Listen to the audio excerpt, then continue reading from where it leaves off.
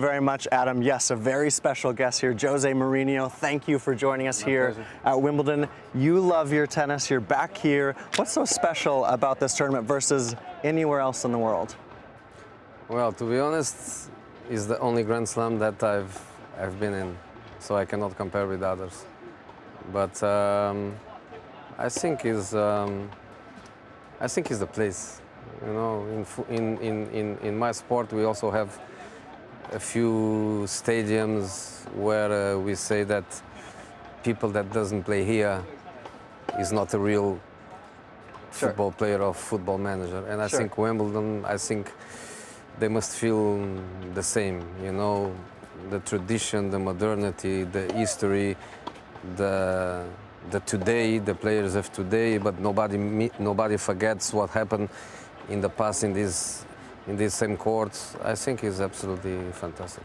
Yeah, it certainly is fantastic. And actually what's been fantastic too is you've watched here the comeback of Andy Murray. You were at Queen's just a couple weeks ago. How impressed have you been by Andy and what he's been able to do coming back? It's incredible. When a player at any sport has an important injury, we always look to the age and to the past, to the history. And many times when you are so big and you did so much, the tendency is maybe is enough. So this psychological aspect of it, the passion, the desire to be back, to play after what he did in his career, I think is absolutely fantastic. So from what I saw, of course I'm far from being an expert, but from what I saw, I'm waiting for more, for better, for singles, and I hope we have our Andy back. Yeah, I mean, he's going to be on the doubles court later today, Jose, but I mean, it was wonderful, of course, when he won here in 2013, in 2016. You know, of course, how important these tournaments are to these tennis players, similar to the biggest events that you have in football. But I just wanted to roll some footage here. This is from 2016, or excuse me, from 2013. Here's the 2013 win, and how, I mean, this was just incredible, the way that he was able to come through, and the pressure. We talk about pressure, but you know that kind of pressure on the court, and he just shucked all of it. It was incredible. I think there are very few moments in football where we can compare the players' pressure with the tennis players' pressure. Yeah, and why is that? Because in football, they are 11 on the pitch, and they can hide behind each other, and they can say, I lost because somebody did it wrong. I didn't score because somebody didn't give me the right cross. I conceded a goal because he didn't defend well. In tennis, when they jump into that court, is a lonely man. Even the rules don't even allow the communication, the coaching with the coach, with the staff, is a lonely man in there, and everything is about them. And of course, I know what is to win a big competition. I also know what is to lose a big competition. And when Andy did it in 2013, I think I could feel, basically, I could understand everything that he felt, everything.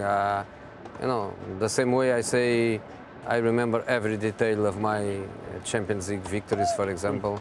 I think Andy will be 90 years of age and will remember every detail of that final. Yeah, sort of just exactly what you're talking about. We just pulled a tweet here because you're talking about here football players coping with the responsibilities the way that the tennis guys do it. In tennis, they can't hide behind anyone. And it's the ultimate battle, right? And it's actually sort of a discussion point right now in tennis is, should there be on-court coaching? The WTA has it outside of the Grand Slams, but from what I can gather, you certainly would be against that because you like the one-on-one battle between each player. I like, but I think the communication with the coaches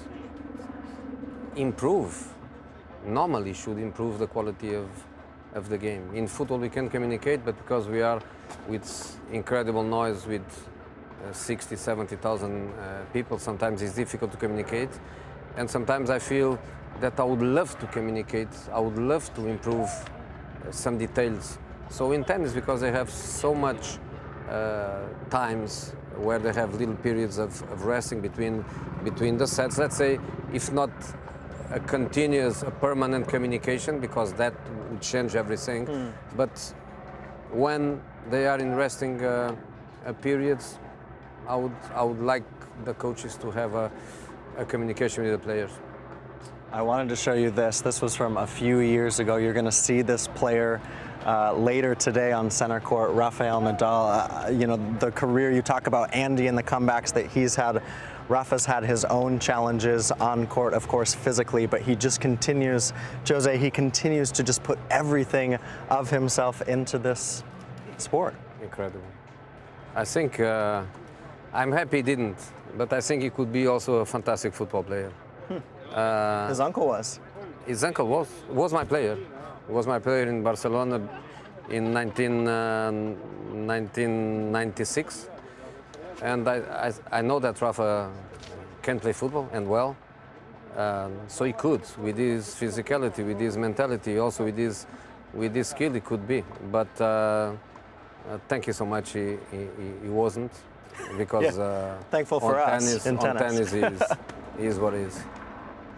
I mean, the athletics, this is Rafa in the first round. Today you're going to see him in the second round against Nick Kyrgios, which is going to be an incredible matchup. But the physicality that he brings and the way that he's continued to make, I think people, us tennis geeks would say, if he can make today's match about the physicality and not let Nick serve bombs the entire match, that he could certainly walk away as the winner. Can do anything. He's not, you know, a man. I always say that a man is globality, and the sportsman is a man. So sportsman is globality. What is globality in sport? Globality is the physical side of it, the psychological side of it, the technical side of it, the intelligence to be tactically clever. In my sports, of course, when we speak about tactic, we speak about 11 men together. In this case, it's only one, but the individual tactic, the way he reads the game, the way he makes decisions, these guys are monsters.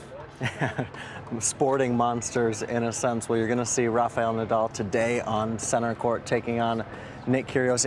If I can put it to you, the last question I want to ask you is there one favorite tennis match for you that stands out? I mean, you're a big tennis fan yourself. You've seen some in person. You've seen plenty. You said you watched that first Andy victory at home.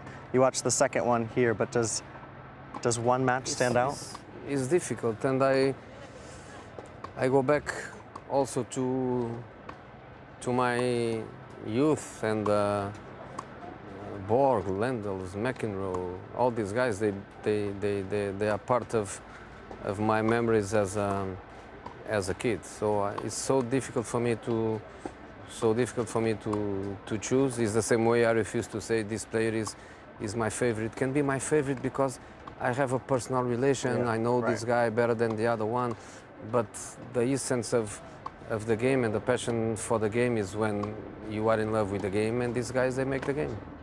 All right, Jose Mourinho, thank you so much. He's going to be watching some tennis here today at Wimbledon. We appreciate having you here, and it's a beautiful day 4 here as the championships roll on.